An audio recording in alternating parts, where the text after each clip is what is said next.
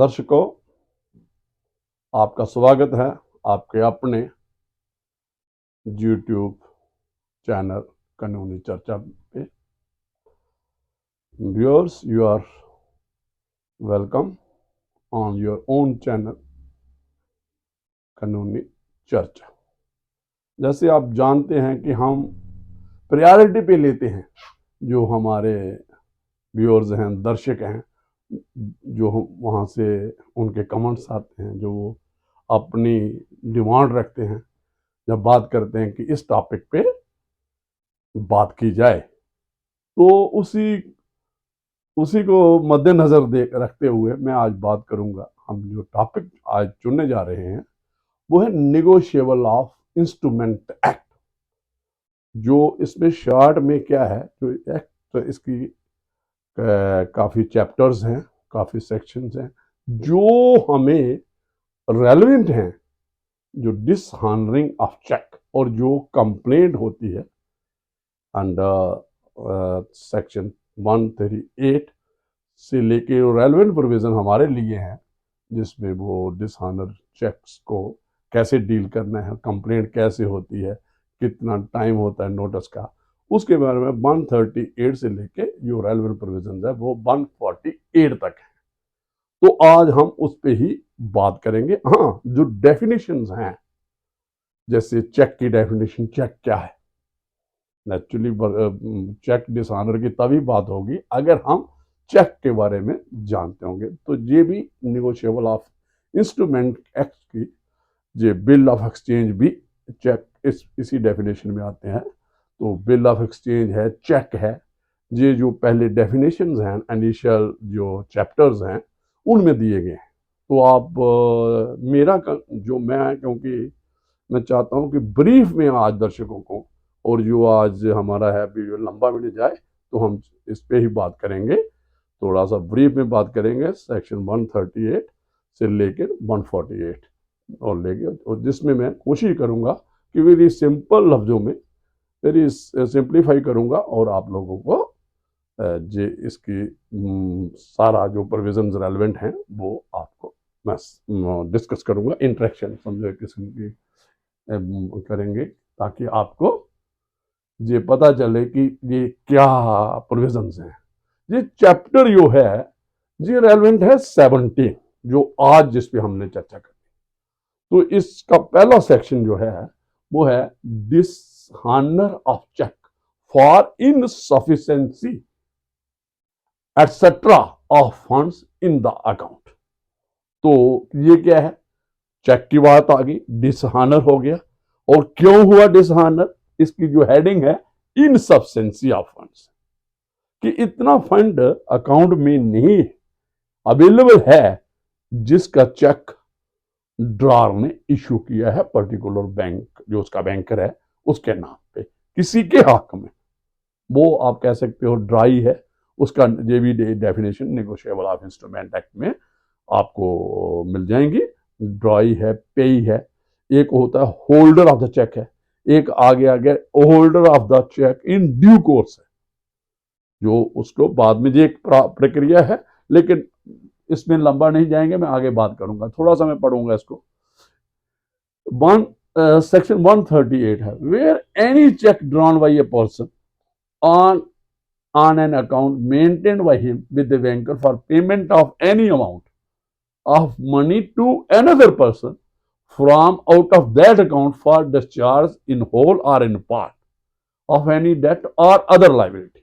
कोई check issue करता है जिस पर्टिकुलर अकाउंट जो उसने मेंटेन किया किसी बैंक के साथ, तो वो देना क्यों है चेक, कोई लाइबिलिटी है उसको, कोई डेट है, उसने किसी से उधार लिया है, उधार चुकाने के लिए वो दे रहा है। तो वो जो लाइबिलिटी डिस्चार्ज करने के लिए है, चाहे फुल उसकी लाइबिलिटी है या पार्ट डिस्चार्ज कर रहा है, वो जब फुल्ली कर रहा है तो वो चेक जो इशू करेगा, और वो चेक आगे सुने, is return by the bank unpaid. और वो क्या होता है, जो जिसके हक में चेक दिया, जो ड्राई मैंने कहा पेई है, होल्डर आ गया, होल्डर इन ड्यू कोर्स, उसने जब प्रेजेंटेशन की उस चेक की अपने बैंक में, जहां एक दो किस्म के हैं प्रेजेंटेशन। एक तो जो ड्रॉर का बैंक है उसी में प्रेजेंटेशन किया इनकैशमेंट के लिए, एक वो आ गई। एक वो है जो ड्राई का बैंक है, उसमें उसने दिया थ्रू प्रॉपर चैनल, वो अपने बैंक में दिया जहां उसका अकाउंट है ड्राई का। तो ये एक वो प्रोसेस है, लेकिन वो क्या हुआ, अनपेड रहा। क्यों अनपेड रहा, ये आगे ये नेक्स्ट इसी के कंटिन्यूशन में हम पढ़ेंगे। Either because of the amount of money standing to the credit of that account insufficient, जो अकाउंट का जिसका चेक उन्होंने दिया था जो, तो वो उसमें इतना पैसा नहीं था जितना चेक अमाउंट का उसने दिया था।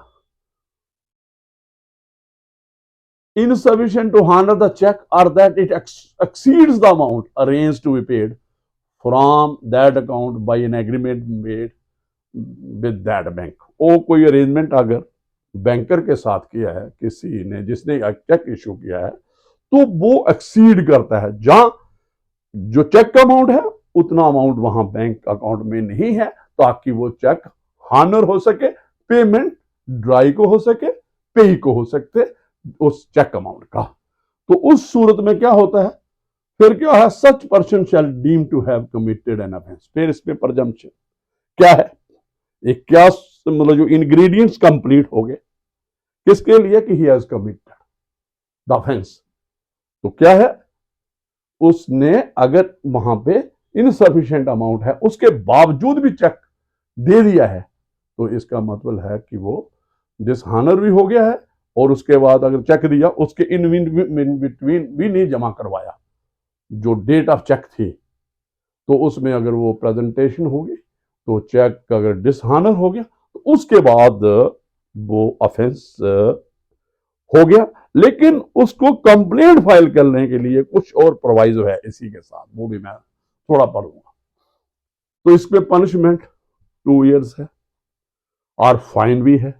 और फाइन, और एक जो फाइन का क्या कंसेप्ट है कि इसमें फाइन एक किस्म की कंपनसेटरी जो कंपनसेशन होता है, ये एक्ट जो है दो किस्म, इसमें पुनिटिव भी है, इसके ऑब्जेक्ट जो है, और कंपनसेटरी भी है। जो चेक अमाउंट जो चेक अमाउंट जिसका डिसहानर हुआ तो उसके डबल फाइन लगेगा जब जो मुलजिम है, जो एक्यूज्ड है court of law after proceeding, अगर ट्रायल के दौरान ये साबित हो जाता है, प्रूफ हो जाता है बियॉन्ड रीजनेबल डाउट, वो मैं बात करूंगा वो क्रिमिनल ट्रायल ही जैसा दूसरा क्रिमिनल ट्रायल होता है, ऐसे ही इसकी कॉग्निजेंस बस एक कंप्लेंट पे होती है।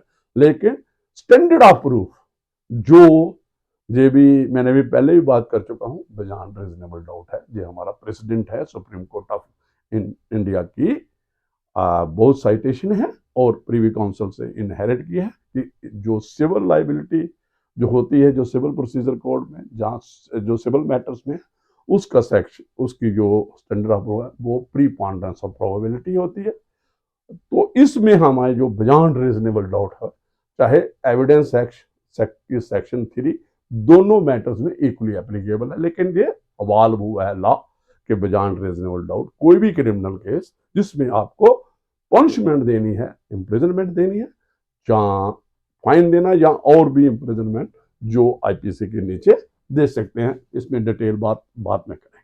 तो प्रोवाइजो क्या है, क्या कब कंप्लेंट फाइल कर सकता है, इसके लिए एक थोड़ा सा और भी एक्सरसाइज होगी। क्या है, provided that nothing contained in this section shall apply, तब तक नहीं अप्लाई होगा, तब तक कंप्लेंट फाइल नहीं होगी, तब तक ऑफेंस कंप्लीट नहीं होगा, साबित नहीं होगा। क्या करना है आगे, the cheque has been presented to the bank within a period of 6 month. ये चाहिए कि चेक, क्या वो चेक जो डिसऑनर हुआ है वो विद इन 6 मंथ पेश हुआ है। ये भी एक चीज, एक इंग्रेडिएंट कंप्लेंट में आपको मेंशन करना पड़ेगा। जो भी कंप्लेंट करेगा आफ्टर डिसऑनर, ये भी एक मेंशन करना पड़ेगा उसको अपना एक अपने उसमें कंप्लेंट में प्लीडिंग्स में मेंशन करना पड़ेगा। एलिगेशन की मैंने विद इन 6 मंथ पेश किया, प्रेजेंट किया, अपने बैंकर के बेस, जहां जो ड्रायर था उसके बैंकर के पास, through from the date on which it is drawn और within the period of its validity whichever is earlier. कब? जब उसने इश्यूएंस डेट देखनी है मेन, उसके विद इन 6 मंथ पेश किया है, जहां उसकी वैलिडिटी कितनी है चेक की। तो अगर वैलिडिटी कम हो तो फिर अर्लियर, जितना भी अर्लियर पीरियड होगा उसकी वैलिडिटी होगी चेक। मैक्सिमम पीरियड कितना है? जो आउटर पीरियड है, पीरियड दिया है वो 6 मंथ। तो ये विद इन 6 मंथ अगर किसी ने चेक बैंक में प्रेजेंट किया और उसके बाद डिसऑनर हुआ तो कंप्लेंट एक जेन के आगे क्या है, the payee or the holder in due course of the cheque as the case may be makes a demand. उसके बाद क्या करना है, जब डिसऑनर हो गया चेक तो फिर एक ऑब्लिगेशन है किस पे, कंप्लेनेंट पे, ड्राई पे, होल्डर ऑफ द चेक पे, जो ड्यू कोर्स में है उसको क्या करना है, एक नोटिस देना है। क्या नोटिस देना है? Demand notice. किसको देना है? ऑब्वियसली जिसने चेक इशू किया है, जो ड्राई है, ड्रार है, जिसने, तो उसको नोटिस देंगे इन राइटिंग में नोटिस है, demand notice to the drawer of the cheque within 30 days from the date of dishonour. जब उसके नोटिस में आता है किसके, जो ड्राई है, पे है, जो होल्डर है, उसके नोटिस में आता है कि मेरा चेक जो इशू हुआ था मुझे मेरी फेवर में वो डिसऑनर, उसके with in 30 days demand notice उसको देना है of the receipt of information from the bank regarding the return of the check as unpaid। जब डिसऑनर हो गया उसके with in 30 days demand notice जाएगा। फिर उसके अभी किसकी शुरू हो गई, अभी ऑब्लिगेशन जो हो गई किसकी, जो जिसने चेक दिया है और जिसके, तो फिर क्या, ड्रार ऑफ शख्स फेल्स टू मेक पेमेंट। जब डिमांड नोटिस गया ड्रार को तो ड्रार ने पेमेंट नहीं की, ये भी पीरियड है, जो भी चेक अमाउंट था, to make the payment of the said amount of money to the payee और एज द केस में भी टू द होल्डर, जो भी due course with in 15 days of the receipt of the notice. With in 15 days अगर वो notice वो नहीं देता है पेमेंट नोटिस तो फिर क्या है, तो उसको काज ऑफ एक्शन मिल जाता है, जो सी है सेक्शन, सब सेक्शन, जो क्लास सी लगाओ sub section 3 of section 138 cause of action को डोनेट कर नोट्स करते हैं। तो इसमें जो आगे एक एक्सप्लेनेशन है 138 के लिए, for the purpose of this section, एक डेट और other liability means legally enforceable debt होना चाहिए, जो जिसको कोर्ट ऑफ लॉ में आप इन्फोर्स कर सकते हो। जो लीगल डेट है वो हो इन्फोर्सेबल डेट समझी जाएगी। तो वो तो प्रजम्पशन क्या है, अभी एक और आगे 139 ये आ गया कि कौन पहले डिसऑनर चेक होगा और फिर डिमांड नोटिस होगा, डिमांड नोटिस के बाद जो कंडीशनें फुलफिल करनी और उसके बाद कंप्लेंट होगी विद इन 15 days। तो ये 15 days के अंदर अगर वो पेमेंट नहीं करता तो फिर उसके बाद आ गई complaint, presumption in favour of the holder.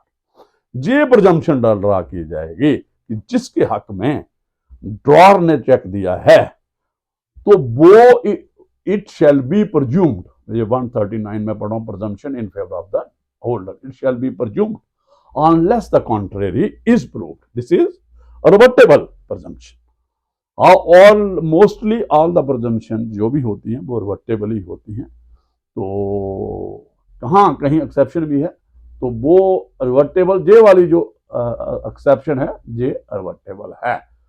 That the holder of the cheque received the check of the nature referred to in section 138 for the discharge in whole or in part of any debt or other liability। मतलब ये presumption draw करनी है कि जो उसने check issue किया है against some date किया है, इन्फोर्सेबल डेट किया है और यहाँ कोई लाइबिलिटी थी, इसलिए उसको उसके अगेंस्ट उसने उसको डिस्चार्ज करने के लिए ये चेक इशू हुआ है। ये प्रजम्पशन ये भी, लेकिन ये रिवर्टेबल है, ये दूसरी साइड इसको रिवर्ट कर सकती है। आगे आ गया section 140, defence which may not be allowed in any prosecution under section 138 कि कौन सा डिफेंस नहीं लिया जा सकता, इसके बारे में ये सेक्शन डील करती है। इसमें क्या है, it shall not be A defence in A prosecution for an offense under section 138 that drawer had no reason to believe